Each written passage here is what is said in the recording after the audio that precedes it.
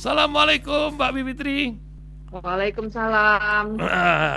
Apa kabar nih bertemu lagi bersama pendengar radio Ya, Silaturahim. Wah, alhamdulillah alhamdulillah. sehat. Senang Ini sekali negeri bisa kita ngobrol. ini ndak kelar-kelar ini. Kata media Indonesia ini bersih-bersih cuma gimmick. Ada 4 hakim. Tambah lagi kalau nggak salah pagi ini kata beberapa TV nasional ini. Apa yang Mbak Bivitri lihat dari dunia hukum? Apakah jadi industri hukum atau apa yang terjadi dalam ranah hukum? Bagaimana Mahkamah Agung dan juga jual beli di dunia yang satu ini nampaknya luar biasa. Sebagai peneliti hukum, tentu Mbak Bivitri ngertilah tentang dunia kita, dunia Indonesia saat ini. Dan juga Ya, urusan hukum yang lainnya ketika jadi sorotan hari ini ada tuh lembaga tipu UGM apa namanya urusan ijazah. Ini apakah ijazah hakim juga ini dipertanyakan entah gimana ya. Kelas yang satu ini aja sudah menjadi sebuah sorotan. Nampaknya mungkin bisa dikasih pencerahan pendengar radio yang lagi garuk-garuk kepala. Ini nggak tanggung-tanggung ini kalau korupsinya nih. Masya Allah. Silakan Mbak Bivitri Susanti. iya. Baik, terima kasih. Garuk-garuk kepala, tapi walaupun tidak tahu ya, karena Nah, salah nggak juga tahu ini sih. kemana. Betul. Jadi kalau silahkan industri hukum, saya kira itu istilah yang pas. Jadi memang ada Hmm, dari hukum itu jadi di hukum itu berupa putusan hmm, maupun berupa perundang-undangan dan hmm, produk-produk hukum lainnya. Itu dijadikan komoditas untuk dijual belikan. hmm, Itu betul sekali. Nah, hmm, kebetulan saya memang dari reformasi peradilan, kalau dikatakan ini cuma gimmick ya reformasi peradilan. hmm, Upayanya itu sudah dilakukan. Saya terlibat dulu dalam pembuatan blueprint pembaruan hmm, agung dari tahun sebenarnya dimulai sekitar tahun 2000, tapi terus berlanjutnya secara institusional itu sudah lumayan secara institusional. Jadi oh iya, misalnya website dulu hmm, nggak ada, sekarang putusan bisa di-download walaupun kadang ada yang terlambat, hmm, ada sistem kamar dan lain sebagainya. hmm, Tapi yang seringkali kami refleksikan sebagai pekerja baru hukum sebenarnya sudah merefleksikan karena nyatanya walaupun kami sudah banyak melakukan pembaruan institusional, tapi kasus seperti ini muncul terus hmm, sehingga pertanyaan besar apa yang salah. hmm, Ternyata kami salah satunya menemukan bahwa fokus pembaruan peradilan selama ini masih di level institusional, tapi tidak level membongkar aktor-aktor mafia peradilan ini. hmm, Walaupun kayaknya juga sudah ada, misalnya zamannya Presiden SBY dulu hmm, ada tuh yang ada almarhum Bang hmm, Adnan Buyung Nasution juga iya, hmm, anggotanya itu tim untuk satgas untuk memberantas mafia hukum misalnya begitu. hmm, hmm, Tapi namanya kita tahu semua bahwa dia jaringannya kuat sekali, saling menguntungkan, jadi akan saling melindungi. Seperti yang kita lihat hari ini. hmm, Nah, hmm, jadi tersangka itu kan mitra, hmm, advokat, juga iya, hakim. betul, Advokat juga sama saja, dosanya luar biasa besar. Itu mereka yang biasanya menjadi calo juga. hmm, Antara klien yang ingin dibebaskan Ma- dengan para hakim dan seringkali nanti lewat panitera juga. Saya kira itu Markus modus, ya, ada betul, sudah Maklar modus, Kartus, sehingga ya bersih-bersih ini artinya nggak bisa selesai-selesai karena apa sih ini sudah jadi semacam industri, jadi industri dalam arti ini seperti sistem. hmm, hmm, Mafianya sudah begitu lekat di PN Pengadilan Negeri, hmm, dan juga memang sudah disinyalir sejak lama Pengadilan Negeri Jakarta Selatan juga Jakarta Pusat itu ibaratnya itu basah. Biasanya hmm, hakim seringkali hmm, atau dipindah karena kan hakim itu punya sistem prestasi dan promosi ke berbagai pengadilan ya, makanya iya, iya, mulai dari yang terpencil dulu kemudian pindah ke pengadilan kelas di atasnya lagi, kelas di atasnya lagi. Nah, yang sering kali diincar itu memang Pengadilan Negeri Jakarta Selatan, Jakarta Pusat, Jakarta lah intinya, dan hmm, kota-kota besar lainnya, karena banyak perusahaan-perusahaan semacam ini, banyak kasus korupsi, hmm, mungkin juga kasus kepailitan yang hmm, urusannya dengan perusahaan yang nantinya ibaratnya itu untuk menyogok biayanya lebih kecil daripada biaya yang harus mereka keluarkan kalau mereka masuk penjara atau kena denda atau kena suruh bayar ganti rugi dan seterusnya. Nah, ini memang yang fenomena yang harus kita sorot terus-menerus. Kita bongkarnya itu bukan hanya hakimnya, tapi juga advokatnya, bahkan perlu dalam beberapa kasus. Kali ini yang membongkar memang Jampitsus, kejaksaan begitu ya. Tapi mesti membongkarnya utuh tuh. Kelompok-kelompok mafia ini mesti mesti diekspos begitu ya, jangan ditutupi lagi, dan mesti saya kira juga mesti masuk ya pendidikan hukumnya. Karena ini yang saya dengar advokat-advokat ini juga dari kampus ternama nih. Jadi sangat disayangkan karena ternyata kampus ternama dan lain-lain itu tidak ada kaitannya dengan etika. Nah, barangkali kalau mau disambungkan dengan soal UGM tadi ya,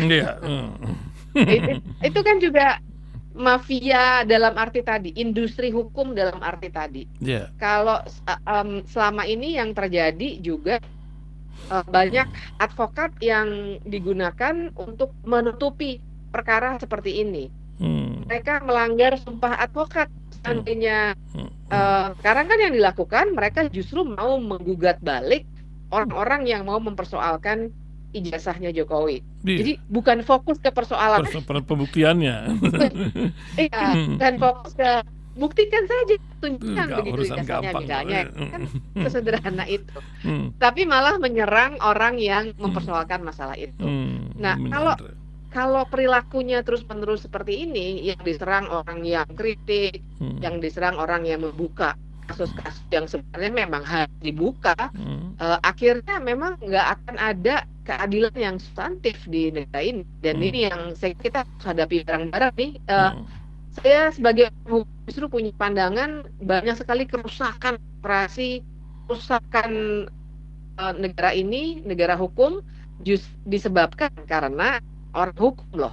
Terus terang aja ya. Karena mereka yang menjustifikasi, membuatkan draft. Dia wakil Tuhan lah macam begitu kan di dalam persidangan ini. Nampaknya kita rindu sekali dengan algojo hukum seperti yang pernah kita punyai, Artijo Alkosar dan lain-lainnya yang pernah ada di Republik ini sedemikian garangnya. Apakah itu hanya personal atau sistem ini tidak bisa membentuk itu, atau bagaimana Mbak Bivitri? Wah, ini menarik sekali pertanyaan ini. Memang menurut saya personal. Jadi mereka itu sayangnya orang-orang hebat itu justru anomali jadinya. Karena sepi. Iya, karena sistem pendidikan kita, saya kan menyoroti pendidikan karena saya juga mengajar di Sekolah Tinggi Hukum Indonesia Jentera. Jadi refleksi kami, kenapa juga kami berikan sebuah sekolah hukum, karena justru pendidikan tinggi hukum tidak mampu menghasilkan para advokat, para hukum secara umum yang punya etika yang kuat, yang punya moralitas. Kebanyakan memang saya tentu saja menggeneralisasi ya. Makanya tadi saya bilang orang hebat seperti almarhum Artijo Alkostar itu anomali. Orang-orang hebat itu bisa menjadi seperti itu ketika mereka punya ilmunya diperkaya dengan refleksi mereka dan latar belakang masing-masing, plus kerja-kerja yang bersentuhan dengan rakyatnya. Seperti Pak Artijo dulu kan juga di lembaga bantuan hukum ya, jadi saja dia punya sense yang kuat bahwa keadilan itu hanya bisa dilihatnya kalau diperjuangkan tangan untuk orang-orang yang justru tidak punya uang untuk membeli hukum. Karena selama ini hukumnya kuat untuk orang-orang yang punya kekuasaan, punya uang untuk membeli hukum dalam tanda kutip, dalam arti membayar hakim, bayar advokat yang mahal-mahal yang kemudian bisa memfabrikasi informasi, masuk ke media sosial, dan lain sebagainya. Itu sayang gitu. Jadi sistem kita tidak memungkinkan lahirnya orang yang punya etika yang tinggi. Bahkan ada beberapa kawan yang menurut saya pintar dan bagus, frustasi di dunia itu. Frustasi. Banyak sarjana hukum yang pintar-pintar juga tidak mau masuk jadi hakim atau jadi jaksa begitu ya, karena mereka melindungi diri sendiri dari dosa-dosa yang mungkin mereka akan mereka kemungkinan akan dapatkan. Karena yang jujur masuk ke sistem begitu korup, lama-lama dia Tergerus juga. akan tercemari juga, akan ikut seniornya harus melindungi atasannya, akhirnya terjun juga dalam hubungan lumpur Industri itu. hukum ini ya. Apakah ini berbarengan dengan adanya fenomena keberadaan oligarki atau orang-orang yang mengatur negeri ini di balik korporasi-korporasi besar, dan ini bukan hanya ada di Indonesia nampaknya, apa macam mana berbanding dengan seperti Amerika misalnya yang sekarang lagi jadi sorotan. Mbak Fitri, apa yang Mbak Fitri lihat peran oligarki dalam mengatur pasal-pasal mulai dari awalnya ya, proses perundangan itu sendiri, gimana Bu Putri? Iya, jadi ada perannya.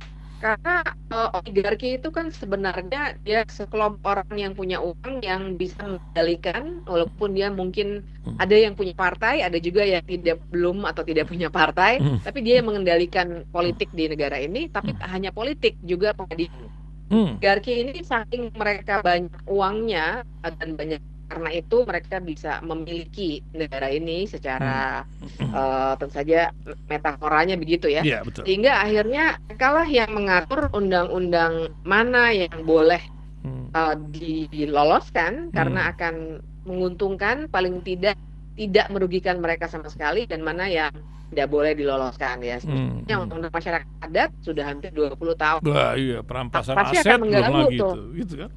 Nah, betul. Karena undang-undang ini akan mempengaruhi cara mereka untuk mengambil lahan masyarakat adat yang selama ini memang sering diambil untuk perkebunan sawit, tambang-tambang, dan lain sebagainya, atau bahkan sesederhana bikin perumahan dan lain sebagainya ya. Kan mereka sepakat betul tuh. Nah, jadi mereka tidak mengizinkan itu untuk dibahas sama sekali di DPR. Tapi sebaliknya undang-undang semacam katakanlah ya membuat kekuasaan ya, undang-undang TNI, undang-undang Polri, undang-undang kerja itu membuat mereka dalam melakukan bisnisnya, memperbesar kekayaannya lebih nyaman. Dan tidak berhenti di situ. Yang saya tahu, karena juga sering melakukan penelitian ya tentang dunia peradilan ini, beberapa hakim, sebagian sudah yang dibongkar ya, mantan sekretaris Mahkamah Agung, beberapa hakim agung yang juga sudah ada yang masuk penjara, yang masih diproses. Itu juga ada yang semacam mendapatkan gatin begitu dari sebagian oligarki. Sehingga kalau misalnya ada kasus besar yang ditangani akan diatur sedemikian rupa sehingga nanti yang jadi majelis hakim adalah orang-orang tertentu yang mudah diatur. Jadi ibaratnya itu dibayarnya bukan per kasus lagi, tapi sudah ada fasilitas rutin yang diberikan ke mereka. Saya tuh ya di situ saya sendiri sering ada titik tertentu saya merasa frustasi betul, karena memang membongkarnya harus secara luar biasa karena sudah akut betul. Itu yang saya ingin tanya sebenarnya sebelumnya. Seorang Bivitri Susanti yang jungkir balik di bidang ini, apa nggak jenuh ngelihatnya ini? Apakah kok bisa masih terus semangat melihat keadaan begini? Bagaimana mentalitas yang dijaga tuh sehingga ikhtiar terus dilakukan gitu? Ya, saya kira satu-satunya yang membuat kita semua ya harus terus bertahan untuk berjuang, sama Rasil juga kan terus-menerus menyuarakan begitu ya. Karena ketika kita mengingat ini jadi korban, mungkin bukan kita, mungkin ya, tapi kan kita mesti melihat kenyataannya yang jadi korban adalah orang-orang yang justru nggak punya akses seperti kita gitu. Misal orang yang nggak bisa bersuara seperti Rasil FM, misal orang-orang yang tidak punya platform seperti saya, mereka justru yang akan jadi korban, sehingga kita ya ibaratnya tuh kita bayangkan itu, sehingga kita kerja sebenarnya manfaatnya bukan kita sendiri kan ya, buat masyarakat. Ya kan, nah itunya betul, dijaga terus ya. Iya, kita kan ya kita ini kan ada di dunia ini bukan buat kita sendiri sebenarnya, tapi untuk bermanfaat tuh ya. Jadi saya kira pegangannya itu bahwa kita saat titik tertentu kita akan frustasi betul karena bobok betul, asli bobok betul. Tapi kalau sudah di titik itu maka barangkali yang harus ingat menurut saya sih itu kita ini hidup untuk bermanfaat gitu. Jadi ya sudahlah, kita telan saja terus, dulu. Iya, justru energinya itu kita alihkan jadi energi perlawanan begitu ya. Kira-kira di mana lagi nih kita harus tembak bagian-bagian yang harus dibongkar begitu. Masya Allah, Masya Allah. Mbak Bivitri, terakhir kita lihat juga keadilan sedang disorot. Sebagai ibunda, Anda melihat bagaimana orang-orang di Gaza, dunia nampaknya cuci tangan terhadap keadilan yang sedang dikoyak-koyak oleh Israel di sana. Apakah komentar dari seorang Bivitri Susanti yang terus melihat masalah hukum, kali ini dunia yang terkoyak-koyak dengan hukum di Palestina? Bagaimana Bivitri tentang Gaza dan pengorbanan mereka di sana? Iya, betul. Jadi soal Palestina ini justru menurut saya yang paling membuat frustrasi dari semua masalah sekarang ada. Nah, genosida itu benar-benar bisa kita lihat bahkan dengan mata kepala sendiri karena banyak film, banyak rekaman-rekaman dari para jurnalis Jepang.